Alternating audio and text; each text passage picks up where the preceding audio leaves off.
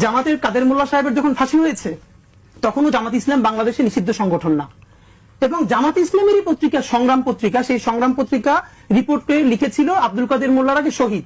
পত্রিকাটা কিন্তু জামাত ঘরানার পত্রিকা এবং তারা তাকে শহীদ বলছে, রাষ্ট্রের কোনো অন্যায়ও না, এবং তখন জামাত ইসলামও নিষিদ্ধ না। পরের দিন আওয়ামী লীগের মব গোষ্ঠী গিয়ে মুক্তিযুদ্ধ মঞ্চ নামে তারা গিয়ে বদমাইশ সনেট বাংলাদেশের সব থেকে প্রবীণ সম্পাদক আবুল আসাদ সাহেবকে তার অফিস থেকে দাড়ি ধরে টেনে বের করেছে। কেন এই রাজাকার শহীদ আব্দুল কাদের মোল্লার আগে শহীদ বলা হলো, তারপরে তাকে থানায় দেওয়া হলো, বহুদিন তিনি গ্রেপ্তার থাকলেন।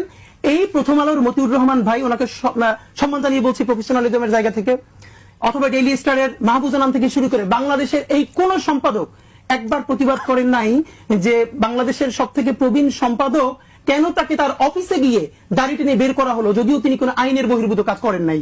কিন্তু এই সম্পাদকরাই বর্তমানে ইতিমধ্যে প্রফেসর ইউনূস সরকারের বিরুদ্ধে অনেকগুলো বিবৃতি দিতে পেরেছেন।